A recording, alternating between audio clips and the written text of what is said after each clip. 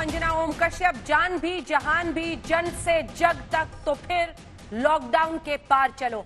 स्वागत है आपका हल्ला बोल के आज के एपिसोड में, क्योंकि पूरे देश की नजरें हैं ठीक 2 घंटे बाद आखिर प्रधानमंत्री राष्ट्र के साथ नाम संबोधन में 8 बजे क्या कहते हैं। क्या कोरोना संकट के बीच अब देश इसी रास्ते को अपनाने की तैयारी कर रहा है, लॉकडाउन के पार जाने की तैयारी कर रहा है? क्या अर्थव्यवस्था में रफ्तार के लिए लॉकडाउन में ढील देने का ब्लूप्रिंट तैयार हो गया है? सभी सवालों का जवाब, सिर्फ 2 घंटे का इंतजार। पीएम देश को कोरोना काल में 5वीं बार संबोधित करेंगे।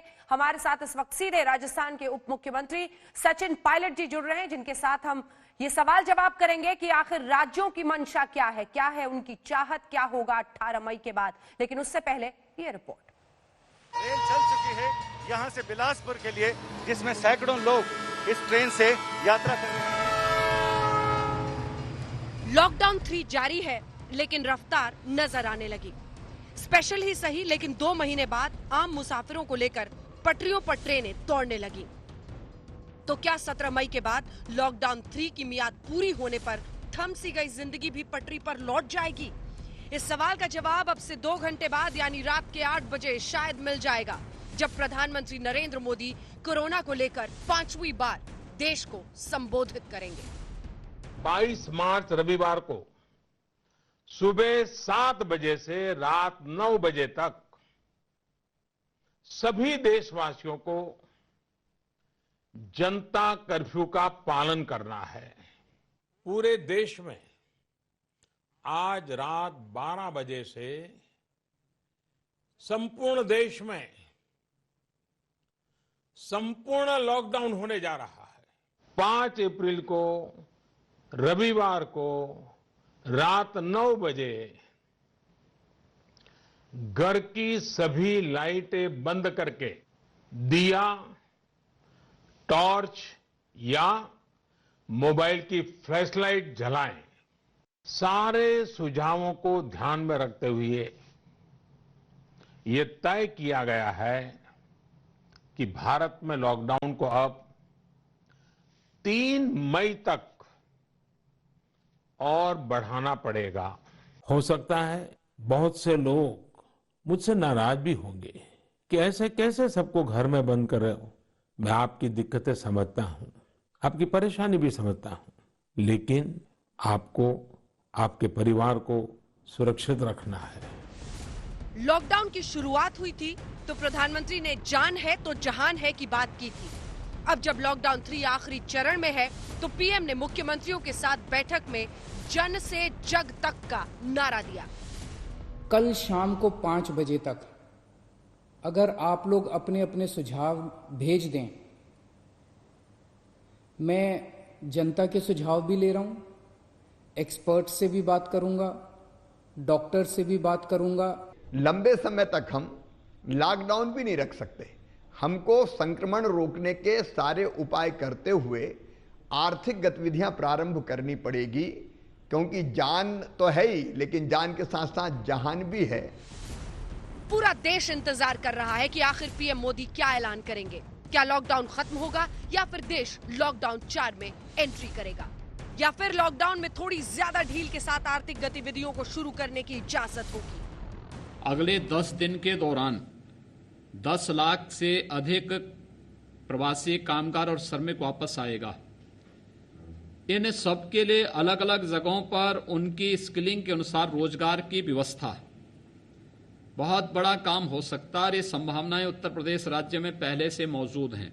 हमारी समस्या तो अब बढ़ेगी जब प्रवासी मजदूर आएंगे और संक्रमित होकर के आएंगे, और आज इसकी वजह से ही आज जो तो थोड़ी बहुत हमारे पास ये लोग की जनसंख्या बढ़ी है, सो वो प्रवासी के ही लोग हैं। महामारी और महामारी की वजह से लॉकडाउन को लेकर राज्यों में उहापोह के हालात हैं। कई राज्य अर्थव्यवस्था को रफ्तार देना चाहते हैं, तो कई राज्यों के मुख्यमंत्री अब भी लॉकडाउन बढ़ाने के पक्ष में हैं। बिहार के मुख्यमंत्री नीतीश कुमार को रेल सेवाओं के शुरू करने में कोरोना के स्पीड में बढ़ोतरी दिख रही है। इस संबोधन में प्रधानमंत्री प्रवासी श्रमिकों की चर्चा भी कर सकते हैं। प्रवासी मजदूरों को लेकर के चिंता वो सामूहिक होनी चाहिए और उसकी परिणति जमीन पे उतरने वाले ब्लूप्रिंट में होना चाहिए। वैसे लॉकडाउन रहे या छूट मिले, इसमें कोई शक नहीं कि अब पूरा देश ये मानने लगा है कि कोरोना को जिंदगी का हिस्सा समझना ही होगा। आइए चर्चा की शुरुआत करते हैं। हमारे साथ इस वक्त सचिन पायलट उप मुख्यमंत्री राजस्थान सरकार के हैं। दोनों ही तरफ आंकड़े आप देख रहे हैं। रात में 8 बजे प्रधानमंत्री का संबोधन होगा। दूसरी तरफ देश का, हर राज्य का आंकड़ा हम दिखा रहे हैं। और ये दिखाते हुए पहला सवाल सचिन पायलट जी आपसे यही, क्योंकि अभी इस संबोधन की सोच के सबसे करीब हम पहुंच सकते हैं तो शायद आप लोगों के जरिए। आप उप मुख्यमंत्री हैं, क्या कहा है बीते दिन आप लोगों ने प्रधानमंत्री के सामने? क्या है पीएम की सोच, और साथ ही आप लोग क्या चाहते हैं? 54 दिन हो जाएंगे लॉकडाउन के 18 मई को। सचिन, प्रधानमंत्री जी क्या कहेंगे रात के 8 बजे, ये तो कोई नहीं जानता। लेकिन उन्होंने कई बार चर्चा की है राज्य की सरकारों के साथ, उनसे उनके सुझाव लिए हैं। लेकिन मैं ऐसा मानता हूं कि जो भी निर्णय इस देश को लेना है वो बड़ा साइंटिफिकली हमको डेटा को एनालाइज करना पड़ेगा। हम आज कहाँ पर खड़े हैं और कहाँ को जाना है। और लॉकडाउन की जो उपयोगिता है, जो यूटिलिटी होती है, मेरे ख्याल उसका काफ़ी हम इस्तेमाल कर चुके हैं। और लॉकडाउन को इलाज तो है नहीं, इसका इलाज तो वैक्सीनेशन से आएगा, वो कुछ महीने लग सकते हैं। लेकिन साथ ही साथ अर्थव्यवस्था जो बिल्कुल पटरी से उतर चुकी है उसको पुनर्जीवित करना भी एक बहुत बड़ी चुनौती है। तो मैं ऐसा मानता हूँ कि जहाँ कंटेनमेंट जोन्स हैं, जो रेड जोन्स हैं, जहाँ संक्रमण बहुत फैल चुका है, वहाँ तो बिल्कुल मूवमेंट हमें अलाउ नहीं करना चाहिए। और सबसे अच्छी गनीमत की बात यह है कि ये कोरोना वायरस अभी गाँव तक नहीं पहुँचा, सिर्फ शहरों तक सीमित है। लेकिन अगर हम थोड़ी लापरवाही बरतेंगे तो संभवतः वो भी अगर हो गया तो बहुत दिक्कत हमको आ सकती है। इसलिए लॉकडाउन को अगर उठाना भी होगा तो एक ग्रेडेड फैशन में उठाना चाहिए, एक मॉडिफाइड लॉकडाउन अपलिफ्ट करना चाहिए। क्योंकि लॉकडाउन लगाना तो आसान है, लेकिन जब खोलेंगे हम, जब हमें मालूम है कि कहाँ कहाँ वायरस फैला हुआ है, तो फिर हम लोगों को बाकी देशों के अनुभव से सीख लेनी चाहिए। और इकोनॉमिक एक्टिविटी जो एसेंशियल है, और जैसे हमारे राजस्थान के अंदर हम लोगों ने जो नगर निगम के बाहर की सीमाओं के बाहर फैक्ट्री है, वहाँ पर हमने काम चालू करने की इजाज़त दी है। नरेगा में हमने काम चालू किया है। और इस तरह ग्रामीण क्षेत्र में लोगों के हाथ में पैसा देना बहुत अनिवार्य है। अब जब ये हमारे सारे श्रमिक भाई बहन अपने गाँव वापस जाएंगे तो उसमें संक्रमण फैलने की संभावना बन सकती है। लेकिन ये हमारे अपने लोग हैं, ये देशवासी हैं। अगर कोई संक्रमित भी है तो उसको वापस लाकर उसको इलाज कर उसको ठीक कर सकते हैं। इस सकारात्मक सोच के साथ निर्णय लेने पड़ेंगे, निर्णय कठोर लेने पड़ेंगे। लेकिन मैं फिर मानता हूँ लॉकडाउन खोलना भी अगर है तो ग्रेडेड तरीके से खोलना चाहिए। और ये राज्य सरकारों को फ्लेक्सिबिलिटी रखनी चाहिए कि किन जोन्स के अंदर क्या एक्टिविटी करनी है, क्योंकि जो जिले में प्रदेश के लोग, प्रशासन, सरकार के लोग हैं, वो ज्यादा जानते हैं वहाँ की परिस्थिति के बारे में बनस्पत दिल्ली में बैठे लोग। और इसीलिए सचिन जी मेरा अगला सवाल आपसे यही कि आखिरकार जो भी फैसला होता है, जो भी गाइडलाइंस बनती है, लागू राज्यों को करना है, स्थानीय प्रशासनों को करना है। लेकिन आप भी मानते हैं कि प्रधानमंत्री अगर एक राष्ट्रीय संबोधन के जरिए ये बातें कहेंगे तो सबसे अच्छा उसका संचार एक तरह से हर व्यक्ति तक पहुंचने के लिए ये माध्यम जरूरी है कि पीएम सामने आकर उसे रखे? कई बार प्राइम मिनिस्टर ने आके अपनी बात को रखी है। जैसा मैंने शुरू में कहा, वो क्या कहेंगे कोई नहीं जानता। लेकिन मैं उम्मीद करता हूं कि वो देश हित में सब लोगों ने जो सुझाव दिए हैं उसका एकीकरण कर एक देश के लिए जो सबसे हित में चीज होगी उसको करेंगे।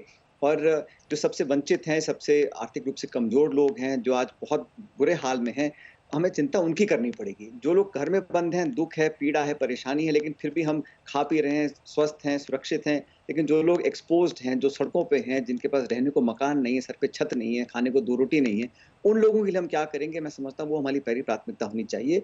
और जो भी हम लोग काम करेंगे, ये बात ठीक, कई राज्य सरकारें चाहती हैं लॉकडाउन बढ़े, कुछ राज्य सरकारें हटाना चाहती हैं। मुझे लगता है कि बीच का रास्ता निकालना पड़ेगा जहाँ पर हम दोनों काम कर सकें, लोगों को सुरक्षित और स्वस्थ भी रख सकें। और अच्छी बात यह है कि हमारे यहाँ जो रिकवरी रेट है वो बढ़ रहा है। और राजस्थान में जो डबलिंग का रेट दिन है वो अब 18 हो गए हैं, जो राष्ट्रीय औसत से काफी ज्यादा है।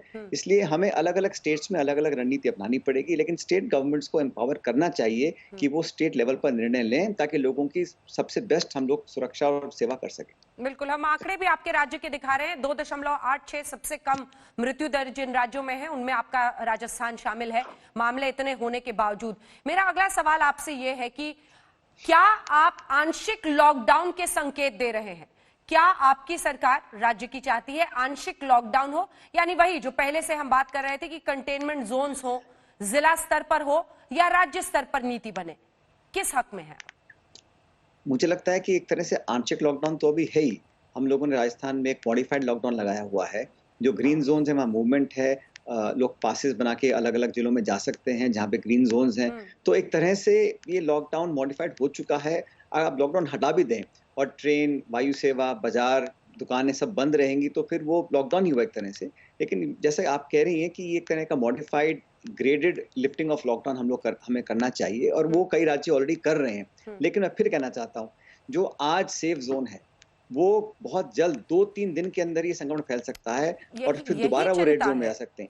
यही चिंता है सचिन जी, एक सेकंड सचिन जी, यही चिंता है और इसीलिए जो आंकड़े अब हम आपको दिखा रहे हैं, सबसे पहले 5 राज्यों का आंकड़ा दिखाइए जिसके जरिए हम रोजाना अपडेट करके अपने दर्शकों को बता रहे हैं कि देखिए महाराष्ट्र, गुजरात, तमिलनाडु, दिल्ली और राजस्थान, इन 5 राज्यों के आंकड़ों को जोड़िए, भारत में जो कुल कोरोना के पॉजिटिव केस है उसके डिवाइड कीजिए और फिर इनटू 100 कीजिए। परसेंटेज में 72, कल बीते दिन 65-66% के आसपास था, लेकिन आज के आंकड़ों के मुताबिक ये 5 राज्य 72.3% मामले इनकी वजह से हैं और महाराष्ट्र और गुजरात सिर्फ ले लीजिए तो 45% मामले देश के कुल मामले सिर्फ इन 2 राज्यों की वजह से है। क्या आपको नहीं लगता है कि राज्य तौर पर, राज्य के स्तर पर बहुत स्ट्रिक्ट एनफोर्समेंट और राज्य के स्तर पर बहुत ज्यादा काम की जरूरत है? काम सारा राज्य कर रहे हैं ना, क्योंकि जो हॉस्पिटल्स हैं, डॉक्टर्स हैं, नर्सेज हैं, वार्ड बॉयज हैं, जो संघर्ष हो रहा है वो तो जिला लेवल पर, ब्लॉक लेवल पे हो रहा है। दिल्ली की सरकार ठीक है समन्वय कर रही है, निर्देशित कर रही है, लेकिन जो एक्चुअल संघर्ष है सड़कों पे, अस्पतालों में, वो तो राज्य सरकारें कर रही हैं। लेकिन आपने जो आंकड़े दिए ना, मैं एक संशोधन करना चाहता हूँ। आप ये भी दिखाइए कि किस राज्य में कितना टेस्टिंग हुआ है। आप टेस्ट ही अगर नहीं करेंगे तो वहां पे आपके पॉजिटिव केसेस नहीं आएंगे और फिर वो अंडरग्राउंड भगवान जाने कितने ज्यादा बढ़ सकते हैं। तो ज्यादा टेस्ट करना, जो साउथ कोरिया ने किया है, टेस्टिंग करने के बाद उनको आइसोलेट करें और फिर ट्रीट करें। आप टेस्ट करना बंद कर दोगे तो आपका आंकड़े शून्य हो जाएगा, लेकिन बाद में बहुत दिक्कत देगा। अभी ऑलरेडी अमेरिका में लोग कह रहे हैं कि ये सेकंड वेव आ सकता है अक्टूबर नवंबर में, चीन में ऑलरेडी आ रहा है। तो ये लंबा समय, 1.5 साल रह सकता है हमारे बीच में। तो इसको हमें बहुत ही पॉजिटिव सोच के साथ, और एक तरह की एक खासकर देहात में ऐसी बात हो गई हिंदुस्तान के अंदर कि ये एक तरह से नकारात्मक सोच हो गई है। मतलब अगर आप पॉजिटिव हो गए तो बहुत, जैसे आपको गलत नजरों से लोग देख रहे हैं। ये भेदभाव की भावना नहीं होनी चाहिए, किसी और बीमारी की तरह है। बहुत अधिकांश लोग इसे ठीक हो रहे हैं, ये एक अच्छी पॉजिटिव बात है। तो उस सोच के साथ हमें काम करना पड़ेगा।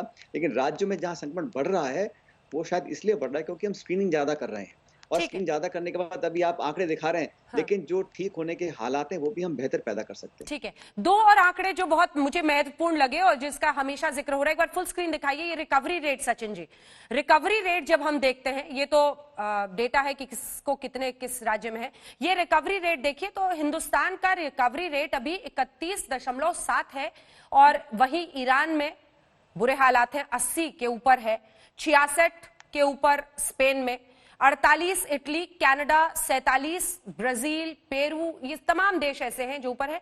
हमसे नीचे फिर रिकवरी रेट में बेहतर अमेरिका, जबकि वहां पर मरने वालों की संख्या इतनी ज्यादा है लेकिन वहां पर संक्रमण भी बहुत ज्यादा है, रूस, चीन। हमने ये ग्राफिक्स भी बनाया है।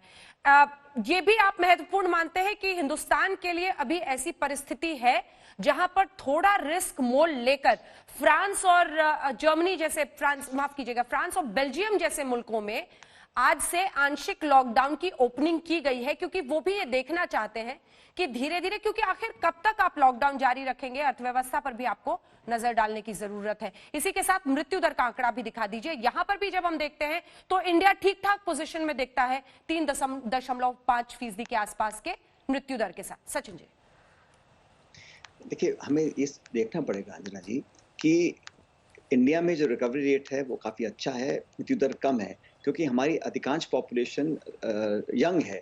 जो इटली और फ्रांस की पॉपुलेशन है वहाँ एज ज़्यादा थी, और हमारे यहाँ पर अभी तक सब कुछ हमने कंटेन किया है। लेकिन मैं फिर कहना चाहता हूँ, हम बिल्कुल लापरवाही नहीं कर सकते।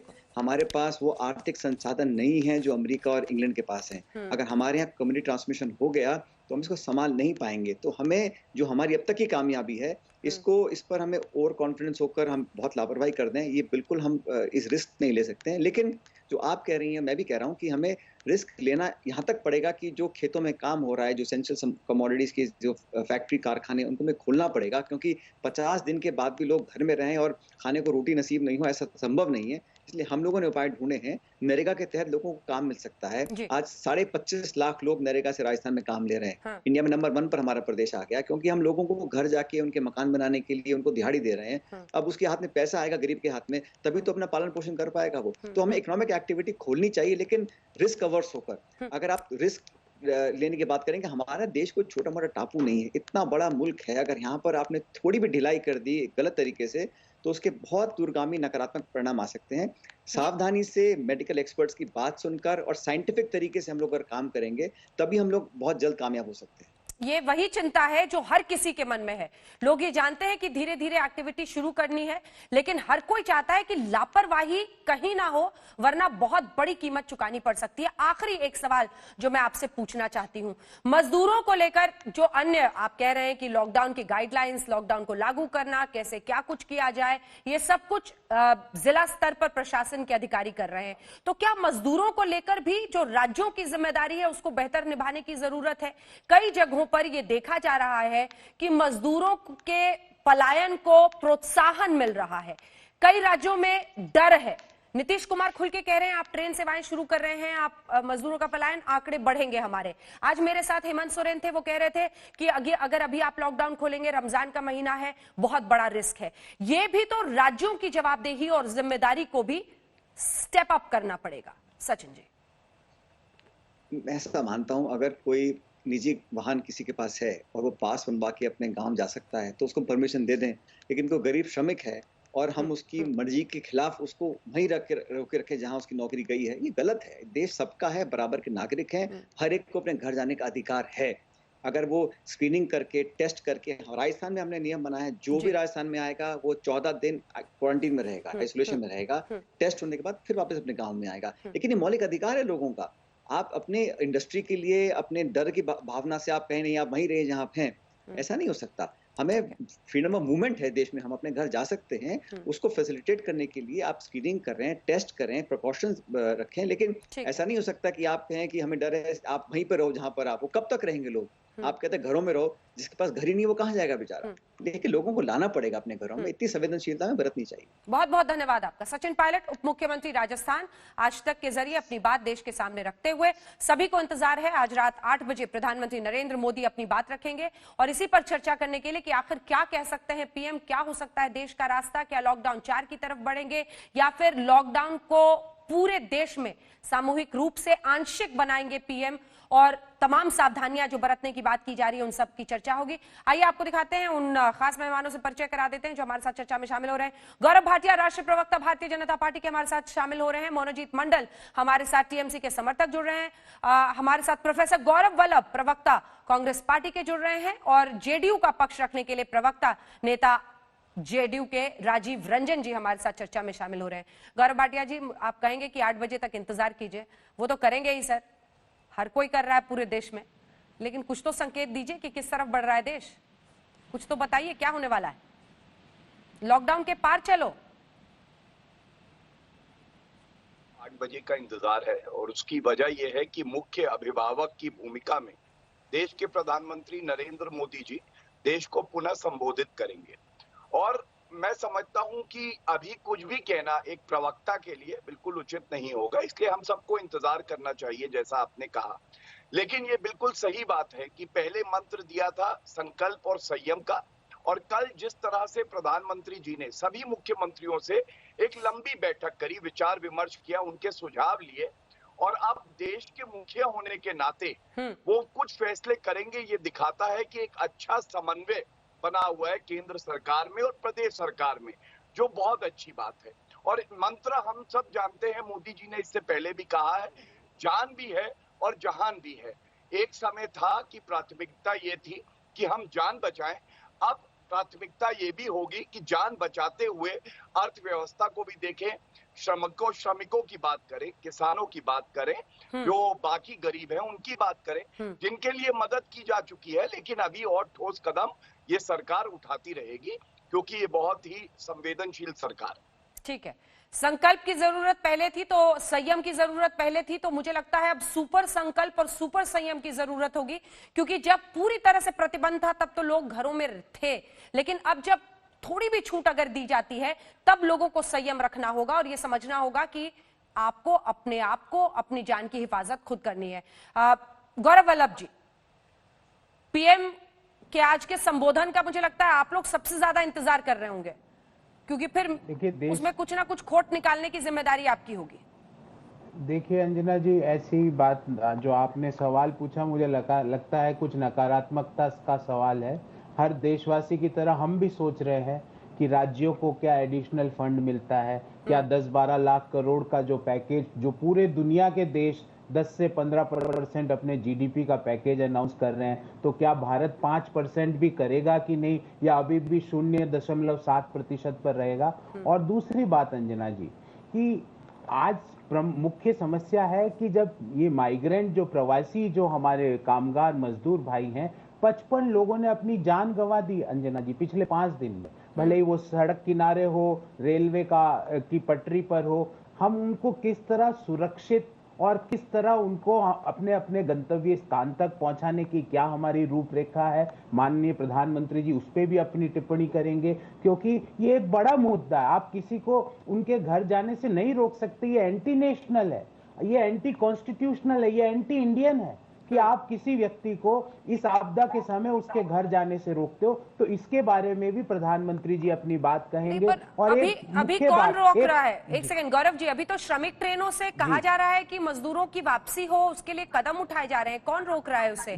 लेकिन श्रमिकों पर आप चाहते हैं कि पीएम आज रात 8 बजे बोले। क्या आप ये भी चाहते हैं कि पीएम उसी भाषण में अनाउंस करें कि राज्यों को कितनी मदद देंगे?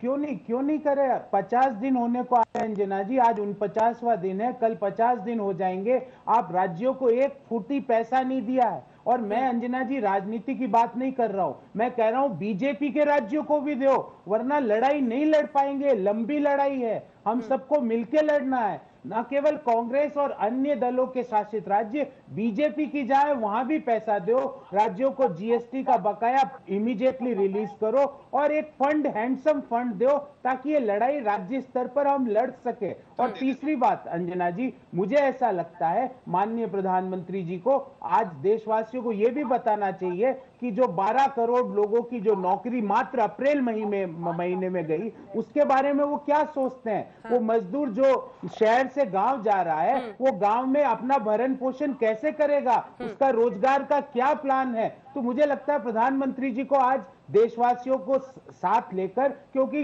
वो स्वयं कह रहे हैं कि अब लंबी लड़ाई लड़नी है, तो लंबी लड़ाई में हर व्यक्ति को, मुझे, आपको और आपके हर दर्शक को कोरोना वॉरियर बनना पड़ेगा। तो वॉरियर बनने के लिए हमें बताना तो पड़ेगा कि प्रधानमंत्री जी कैसे रोजगार का संकट दूर करेंगे, आर्थिक संकट दूर करेंगे, राज्यों को कितना पैसा देंगे। सिर्फ 5-6 घंटे की मीटिंग से राज्यों का पेट नहीं भरेगा, उनको 30 से 40 हजार करोड़ प्रत्येक राज्य को देने पड़ेंगे अंजना जी, वरना हम लड़ाई कैसे लड़ पाएंगे। ठीक है, 3 राज्यों में एक सेकंड आप गौरव भाटिया जी एक साथ जवाब दीजिएगा। राजीव रंजन जी भी बोल लें। बिहार में इनकी पार्टी की सरकार, गठबंधन की आप दोनों की सरकार है। रेल सेवाओं को भी लेकर राजीव रंजन जी बहुत खुश नहीं है नीतीश कुमार, क्योंकि उनको लग रहा है कि संक्रमण इससे पहुंचेगा बिहार में बहुत ज्यादा। आप लोगों ने क्या कहा है बीते दिन प्रधानमंत्री से, और आज आप क्या उम्मीद रख रहे हैं पीएम बोलेंगे? फिर मैं मोनोजीत आ रही हूँ। देखिए, सबसे पहले तो अंजना जी मैं एक बात स्पष्ट करना चाहूंगा।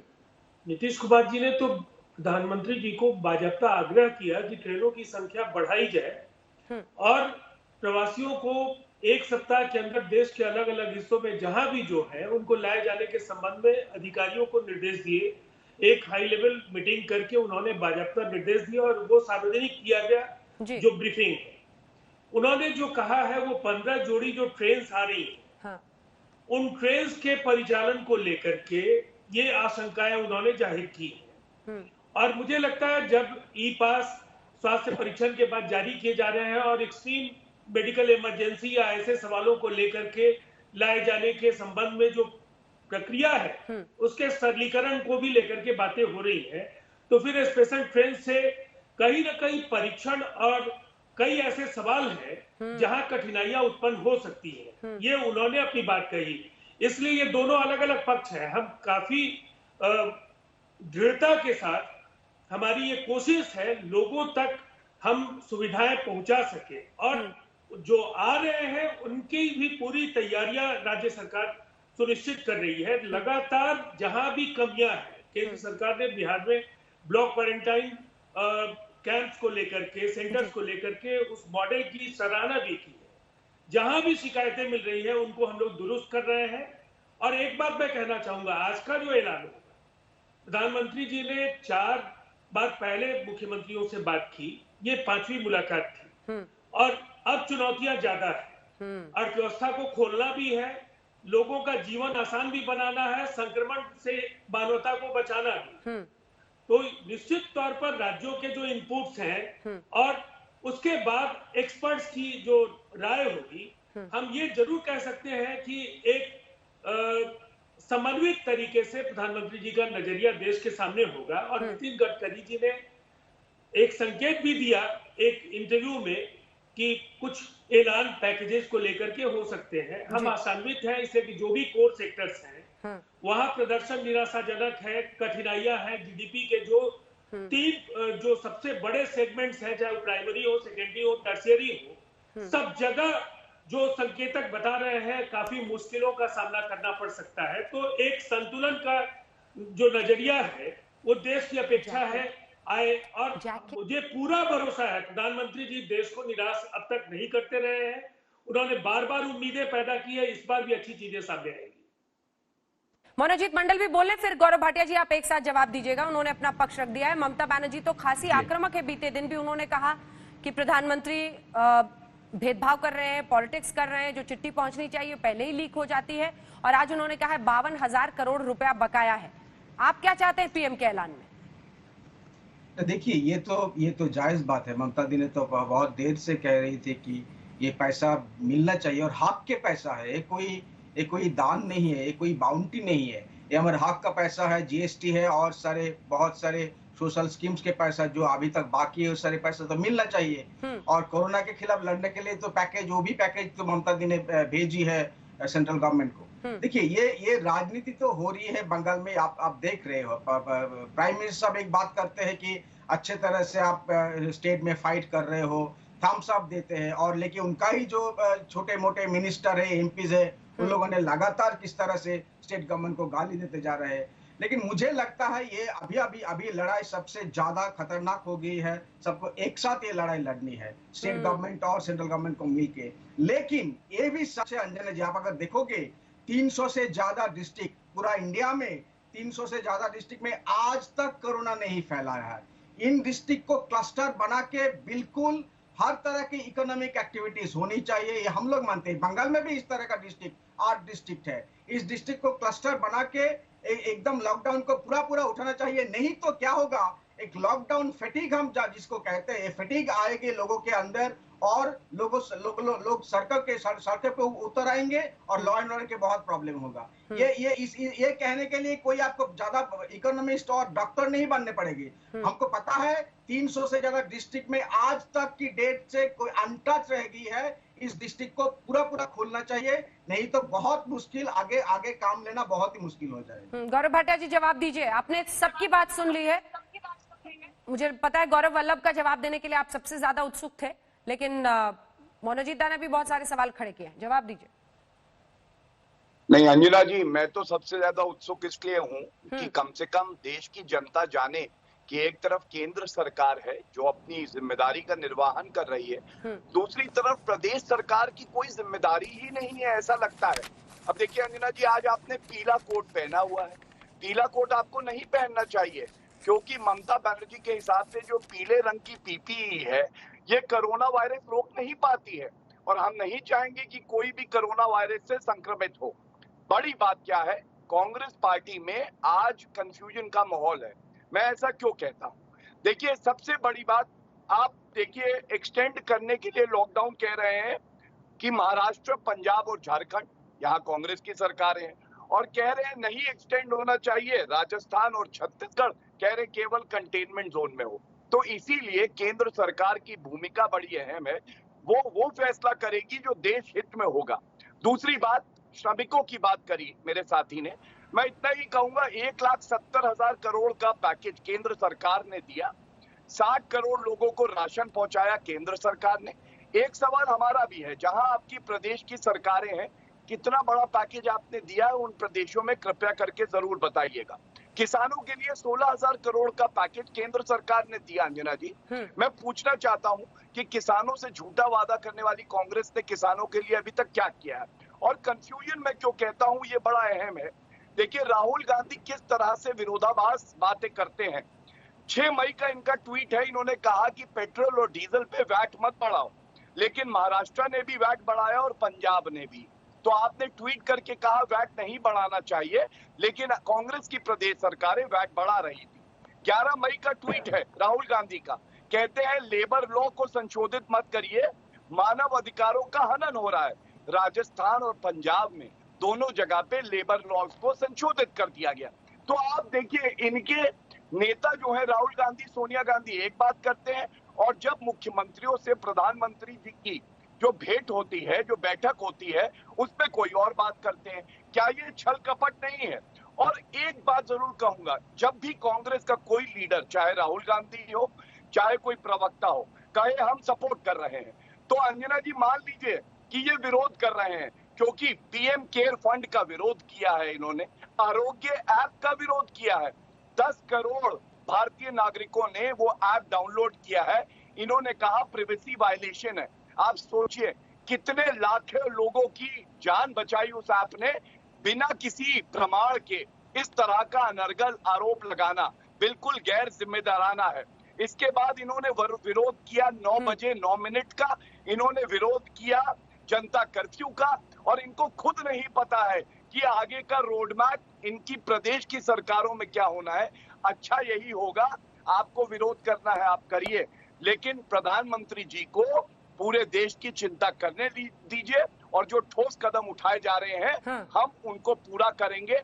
देश कोविड वायरस को परास्त करेंगे। ठीक है गौरव जी, इसका जवाब आप जरूर दीजिएगा, लेकिन थोड़ा सा इंतजार कर लीजिए। प्रधानमंत्री आज रात 8 बजे बोलने वाले हैं, और मुख्यमंत्रियों का इस वक्त क्या नजरिया है, क्या कहना है, बहुत महत्वपूर्ण है। और इसीलिए हमारे साथ इस वक्त सीधे झारखंड के मुख्यमंत्री हेमंत सोरेन जी जुड़ रहे हैं, जिनसे हमने पहले भी बात की है। मुख्यमंत्री, बीते दिन आपकी जो बैठक हुई थी, उम्मीद करते हैं आपकी पीएम आज बड़ा ऐलान कुछ कर सकते हैं, कुछ ऐसे संकेत जिसके जरिए लोग ये समझ पाए कि आज पीएम क्या बोल सकते हैं रात 8 बजे। हेमंत जी, देखिए 17 तारीख को प्रधानमंत्री जी अपनी बात रखेंगे फिर देश को अगले लॉकडाउन के संदर्भ में, और मैं उम्मीद करूंगा कि झारखंड जैसे पिछड़े प्रदेश, उड़ीसा और हमारे इधर जो बिहार हैं, बंगाल है, उड़ीसा है, छत्तीसगढ़ है, यूपी है, यहाँ के माइग्रेंट मजदूरों पर विशेष कुछ बात जरूर रखेंगे। जिस तरीके से विगत 40-50 दिनों के अंदर अभी जो हमारे प्रवासी मजदूरों का जो एक कंटिन्यूअस बहाव बरसों से था, अलग अलग राज्यों में लोग पहुंचते थे, रोजगार का हिस्सा बनते थे, आज वो बहाव बिल्कुल डाइवर्ट होकर के वापस अपनी गांव की ओर चल पड़ा है। और हालात इतनी बुरी है कि लोग ट्रेन में कट के मर रहे हैं, महिलाएं सड़कों पर प्रसव कर रही हैं, लोग चलते चलते मर जा रहे हैं, ये हालत है। तो मुझे लगता है कि मजदूरों के विषय पर जरूर इनका कोई ध्यान देंगे, क्योंकि जिस तरीके से देश की अर्थव्यवस्था के पहिए को घुमाने में इनकी भूमिका रही है, ये किसी से छुपा नहीं है, चाहे वो संगठित क्षेत्र हो चाहे असंगठित क्षेत्र रहा हो। इन दोनों क्षेत्रों में इन लोगों की एक बड़ी भूमिका रही है, और आज कहीं ना कहीं आने वाला समय में भी इन मजदूरों की एक बड़ी भूमिका इस देश की अर्थव्यवस्था बिल्कुल। और इसीलिए हेमंत जी इसीलिए ये पटरी पर कैसे पूरी परिस्थिति आए, इसी पर पूरे देश की नजर है। पीएम रात 8 बजे बोलेंगे, लेकिन जो प्रवासी मजदूरों की वापसी है उसको लेकर आपने पहले भी कहा था कि झारखंड को लेकर आप भयभीत हैं कि परिस्थिति खराब ना हो। आप झारखंड में कोई भी छूट देने के पक्ष में भी नहीं रहे। इस वक्त राज्य की क्या परिस्थिति है और अगले फेज के लिए एक तरह से कितने तैयार हैं आप? देखिए, हमने तो पहले ही कहा था कि हमारी समस्या उस समय नहीं थी, हमारी समस्या तो अब बढ़ेगी जब प्रवासी मजदूर आएंगे और संक्रमित होकर के आएंगे। और आज इसके वजह से ही आज जो तो थोड़ी बहुत हमारे पास ये लोग की जनसंख्या बढ़ी है, सो वो प्रवासी के ही लोग हैं। और ये बात खुशी की बात है, हमारे यहाँ जो रिकवरी रेट है वो 50% है। ये हमारे राज्य के लिए एक बेहतर संकेत है। लेकिन हम अभी आकलन करने की स्थिति पे नहीं है जब तक सारे मजदूर या अधिकतम संख्या में मजदूर राज्य में ना आ जाए। और जहां जहां लोग आ रहे हैं, अभी तो बहुत सारे लोग, ये तो हम जो ट्रेन की व्यवस्था भी वो तो आ ही रहे हैं, बल्कि अब लोग इधर से अलग अलग रिसोर्स, कोई पैदल आ रहा है, कोई ट्रक में आ रहा है, कोई बैलगाड़ी में आ रहा है, अलग अलग रिसोर्स जनरेट करके लोग आ रहे हैं। और ये बहुत बड़ी जी, ये बहुत बड़ी चुनौती है हेमंत जी। बीते दिन पीएम के सामने आपने क्या स्टैंड रखा था, ये हर कोई जानना चाहता है, क्योंकि 4 ऐसे राज्य बताए जा रहे हैं जो लॉकडाउन के खिलाफ थे, जिसमें पंजाब, महाराष्ट्र और यहां तक खबर आई कि उद्धव ठाकरे का ये कहना था, महाराष्ट्र के मुख्यमंत्री का, कि लॉकडाउन के बिना आगे बढ़ना असंभव है। आपका क्या स्टैंड था?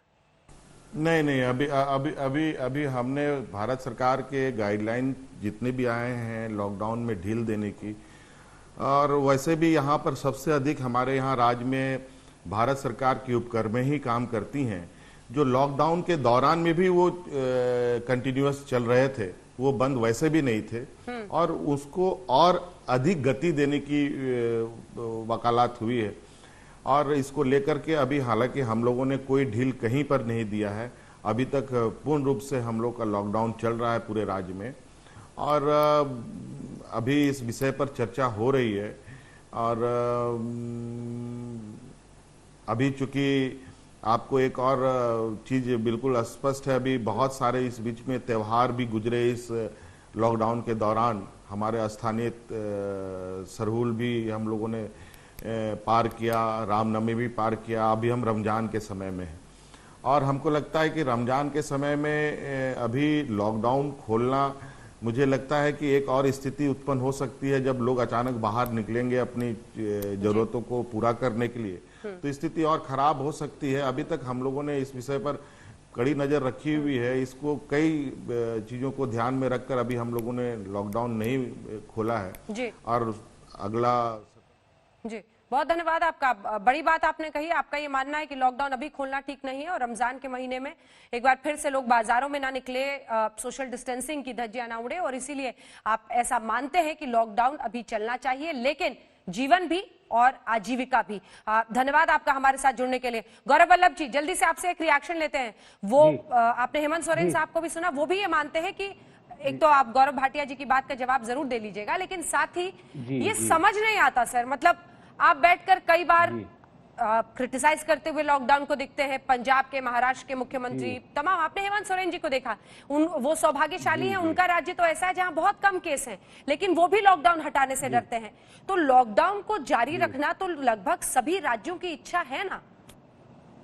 अंजना जी, आपने सवाल बहुत अच्छा पूछा, आपको भी मैं समझा देता हूं आज कि आप कंफ्यूज जो हो रही है ना। हम ये कह रहे हैं कि लॉकडाउन जारी रखना, रेड, ऑरेंज, ग्रीन क्लासिफिकेशन, ये माइक्रो मैनेजमेंट का अधिकार राज्य को दिया जाए। अंजना जी, एक सवाल मैं आपसे मतलब पूछना नहीं चाहिए, पर एक काउंटर क्वेश्चन है कि चाईबासा की जानकारी हेमंत सोरेन जी को ज्यादा होगी रांची में बैठे हुए, या प्रधानमंत्री जी नरेंद्र मोदी जी को ज्यादा होगी? तो कुछ अधिकार उनको दे दीजिए, जो राज्य लॉकडाउन को कंटिन्यू करना चाहे, जो जोनिंग जो करना चाहे, वो अधिकार उनको दे दीजिए। हम ये कहना चाहते हैं। दूसरी बात, अच्छा लगा भाटिया जी ने एक कंफ्यूजन और गौरव वल्लभ जी दूर करना था, ये जो मजदूरों की देखरेख के लिए क्या वो जिम्मा भी राज्यों को नहीं अपने ऊपर ले लेना चाहिए? क्योंकि कोटा में, पूरा सवाल सुनिए, पूरा सवाल सुनिए, कोटा में बैठे मजदूर या छात्र की क्या परेशानी है, वो यहाँ दिल्ली से बेहतर तो कोटा वाले समझेंगे ना, राजस्थान के मुख्यमंत्री समझेंगे, जैसे मध्य प्रदेश हो, कोई भी राज्य में मजदूरों की जो परेशानी है, जैसे महाराष्ट्र में ही पटरी पर चलकर इतना मतलब झकझोर देने वाला हादसा हुआ, तो वो जिम्मेदारी भी तो राज्यों को उठा लेनी चाहिए। बिल्कुल अंजना जी, अगर ये राज्य उठा लेंगे तो संविधान की जो 7वीं अनुसूची है ना, उसमें ये केंद्र के अधिकार में, आप संविधान चेंज करवा दीजिए अंजना जी। उसमें कहा गया है कि इंटर स्टेट माइग्रेशन और inter state quarantine union list में है अंजना जी, आप उसको चेंज करवा दीजिए, राज्य जरूर उठाएंगे। लेकिन उन परिस्थितियों को तो राज्य सरकारें ही बेहतर समझेंगे ना। अगर उनको वहीं रहना है, उनको खाना मुहैया कराना है, तो फिर वो कौन मुहैया कराएगा? देखिए, आप संविधान के एक हिस्से को स्पेसिफिकली कोट करके अपनी सहूलियत के हिसाब से मत बातों को रखिए गौरव जी। नहीं, ये मानवीयता की बात है, ये मानवीयता की बात है। उनको खाना देकर वहां पर रखना भी तो जिम्मेदारी उन राज्यों की होगी ना। मानवीयता की बात है, जब भी तो हमने बोला कि हमारी राज्य इकाई किराया वहन करेगी, हम किराया भी दे रहे हैं। मानवीयता की बात है, जब भी तो हमारी पीसीसी जो प्रदेश कांग्रेस कमेटी हर जगह पैसा लेके रेलवे को दे रही है और उनका टिकट दे रही है। मानवीयता की बात है, जब भी तो हम पिछले 45 दिन से सुबह शाम केंद्र सरकार को कह रहे हैं कि जिस स्थिति में वो पैदल जा रहे हैं, इनको रोको रोको रोको। मानवीयता की बात है, मानवीयता की बात है, इसीलिए हम बार बार कह रहे हैं कि वो ट्रकों में बैठ के सीमेंट कंक्रीट के अंदर बैठ के वो जो जा रहे हैं, उनको ट्रेन के अंदर उनको भेजो, सुरक्षित भेजो। इसीलिए हम ये कह रहे हैं। अब 1 मिनट मुझे दे दीजिए अंजना जी, छोटी सी मैं बात कह दूं और फिर आप क्योंकि हमारे जो मित्र हैं उन्होंने कहा, मैं राहुल गांधी जी के ट्वीट पढ़ के उन्होंने कहा, मेरे मित्र भाटिया जी, आपकी जगह आपको मंत्री होना चाहिए था। कम से कम आप ट्वीट पढ़ते तो हैं। 12 फरवरी का राहुल गांधी जी का ट्वीट आप पढ़ लेते ना, तो ये स्थिति नहीं आती। नमस्ते ट्रंप में जो 100 करोड़ रुपए लगाए ना, जिस कारण अहमदाबाद में आज संक्रमण पहुंच चुका है, वो स्थिति नहीं आती। क्योंकि 12 फरवरी को ही गौरव भाटिया जी, राहुल जी ने बताया था कि ये पेंडेमिक है। आपकी एक एक बात का जवाब दूंगा। आपने कहा आरोग्य सेतु की बात करी। अरे भाटिया जी, अब तो जस्टिस श्री कृष्णा कह रहे हैं कि आरोग्य सेतु इलीगल है। जस्टिस श्री कृष्णा, आप वकील है, शायद उनका कैडर क्या है आईटी सिक्योरिटी में आप जानते होंगे। फिर आपने पीएम केयर की बात करी। पीएम केयर, लानत है ऐसे पीएम केयर पे, और लानत है ऐसे पीएम केयर में जो लोगों को उनके घर तक नहीं पहुंचा सके। वो काय का केयर है? वो केयर नहीं है, वो पीएम अनकेयर है, पीएम विनाश है। आप पैसा नहीं दे रहे, मजदूर से पैसा ले रहे। फिर मैं आपसे एक पूरा कर लीजिए। इन्होंने लेबर लॉ, गौरव भाटिया जी पूरा कर लीजिए। एक पॉइंट बचा है, बीच में नहीं बोला, एक पॉइंट बचा है प्रोफेसर साहब। इन्होंने लेबर लॉज की बात करी। आप ये बताइए, मैं आपसे पूछता हूं, झूठ बोल के मत निकलिए। यूपी, एमपी, गुजरात और गोवा में लेबर के राइट को अमेंड किया गया। उनके right of freedom, right of safety, right of A hygienic environment, उस सारे राइट को आपने कर्टेन किया। झूठ मत बोलिए, राजस्थान ने ऐसा कुछ नहीं किया। गौरव भाटिया जी, झूठ बोल के नहीं निकल सकते आप टीवी शो से।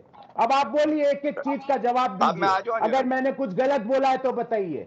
और आपने कहा पीएम किसान में हमने 16,000 करोड़ रुपए दिए।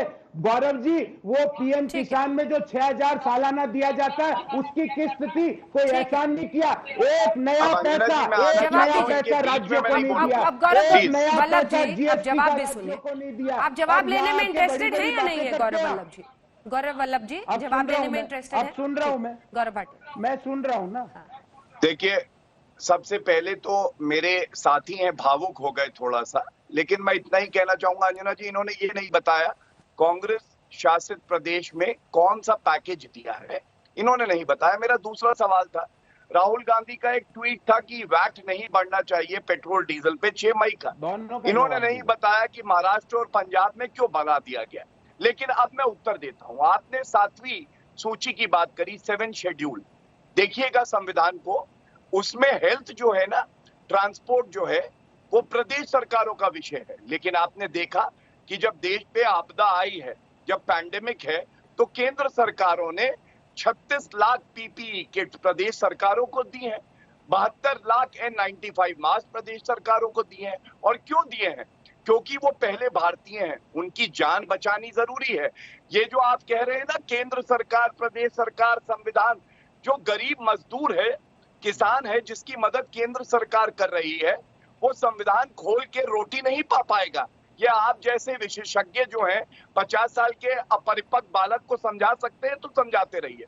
दूसरी बात श्रमिकों की, देखिए कंफ्यूजन क्या है अंजना जी, भाषा का प्रयोग करके मैं आप जान नहीं पाएंगे में यहाँ आपत्ति पे। दर्ज करिएगा। ये आप इस तरह की भाषा मत बोलिए। देखिए आप अपनी बारी में आपत्ति दर्ज कर लीजिएगा। प्रधानमंत्री जी को चोर बुलाते हैं, ऐसी बातें मत आपके करो। 50 साल के अपरिपक्व पढ़े लिखे आदमी हो, प्लीज कैसी बात करते हो आप पढ़े अपनी लिखे बारी हो में कि बोलिएगा अनपढ़ हो? अंजना जी, आप आ जाइए। आप पढ़े हुए हो, देखिए आठवीं आप अपनी 10वीं बारी पास में हो या बोलिएगा, अनपढ़ मैं आदमी इतना ही हो? कहूंगा। कमाल की बात है। चलिए चलिए, 10वीं दूसरी पास बात किया है, 8वीं 10वीं पास किया है कि 8वीं 10वीं भी नहीं हुआ, फर्जी डिग्रियां है क्या? कोई बात नहीं, ठीक। लॉकडाउन के पार चलो, अब बहुत ज्यादा वक्त नहीं बचा है, 1 घंटा कुछ मिनट बचे हैं। इससे पहले कि गौरव भाटिया जी और गौरव वल्लभ जी भिड़े, छोटा छोटा रिएक्शन जल्दी से आपसे। मनोजीत मंडल जी, क्या चाहते हैं आप? पीएम आज बोलने वाले हैं और जाहिर तौर पर एक देश को जोड़ने के लिए तो ये संबोधन बहुत महत्वपूर्ण होता है। इससे पहले भी लॉकडाउन को इतने बड़े पैमाने पर, इतनी बड़ी जनसंख्या में लागू करने पर प्रधानमंत्री की लोकप्रियता काम आई थी, इससे आप इनकार नहीं कर सकते हैं। मंडलदा, देखिए, सिर्फ उपदेश देने से नहीं होता है। सिर्फ ये आप एडवाइस देते जाओगे लेकिन कुछ काम नहीं करोगे, जो स्टेट डिमांड कर रहे नहीं मिटाओगे तो कैसे चलेगा? और गौरव भाटिया जी ने अच्छे कहा कि public health is state lease, it's direct principle of state policy under article 47 of the constitution. अब ये होता है तो ये टीम भेज के क्यों हम लोगों को परेशान करते हो? आज 1 महीने से आप कोशिश कर रहे हो गौरव भाटिया जी, केस होगा लगातार टाइम बॉम्ब बंगाल। आज की डेट में 2000 से ज्यादा केस नहीं हुआ और आज तो एक्टिव केसेस के संख्या इस बंगाल में घटी है। 1374 से 1360 हो गए क्योंकि ज्यादा से ज्यादा लोग बाहर आ रहे हैं। मृत्यु दर इतनी ज्यादा क्यों है सर? पड़ेगा। और बंगाल में मृत्यु दर ज्यादा होने के पीछे की वजह क्या देखते हैं आप मनोजीत जी? कोमॉर्बिडिटीज है मैडम, इसके ऊपर बात कर चुके हैं। आज जब गुजरात कर रहे हैं एक ही काम और उत्तर प्रदेश कर रहे हैं तो तब ठीक है ना। अभी ये WHO को गाइडलाइंस सबसे कम मृत्यु दर राजस्थान जैसे राज्यों में है जो कि कांग्रेस शासित है। इसको TMC versus BJP versus Congress मत बनाइए, ये लोगों की जिंदगियों से जुड़ी हुई बात है। जल्दी से राजीव जी, एक महीने से बीजेपी लोग तो डूम प्रेडिक्शन करते जाते हैं ना कि गौरव वल्लभ जिस तरह की बात कर रहे हैं, एक राष्ट्रीय पार्टी को इस तरह की बात नहीं करनी चाहिए। उनकी जो भी सरकारें हैं जहां भी हैं, उनके सुझावों को प्रधानमंत्री जी ने पहले भी स्वीकारा है और इस बार भी हम लोगों को पूरी उम्मीद है कि देश में जहां से भी जो बातें आएंगी उसको प्रधानमंत्री आज शामिल किया जाए। ठीक है गौरव वल्लभ जी, जल्दी से एक लाइन में सर, एक लाइन से, वक्त बहुत कम। राजीव जी, बिहार के मुख्यमंत्री ने भी पैसा मांगा है। राजीव जी, 50 दिन बाद पैसा नहीं पहुंचेगा तो ना आप लड़ाई लड़ पाओगे। आप प्लीज सुनिए राजीव जी, गौरव भाटिया जी, ना आप लड़ाई लड़ पाओगे। गौरव भाटिया जी, एक लाइन। अंजना जी, मैं केवल एक सकारात्मक बात पे अंत करूंगा। आज हमारे देश का रिकवरी रेट 31.15% है, ये विश्व में सबसे अच्छा है। डबलिंग रेट जो 3 दिन था आज 12 दिन हो गया है, ये भी सबसे बेहतर है। और अमेरिका जैसे विकसित देश में 80,000 मौतें हुई हैं, हमारे जो केसेस है वो 70,000 से कम है। ये बिल्कुल, और यहीं से शायद तस्वीर बदलेगी। सभी को इंतजार है, रात 8 बजे लगातार कवरेज आप देखेंगे। अब से कुछ ही देर बाद से 7 बजे से लगातार हम आपको बताएंगे कि पीएम क्या बोल सकते हैं, क्या हो सकता है और इसी के साथ उनकी मंशा, उनकी नीति क्या होगी। देखते रहिए आज तक।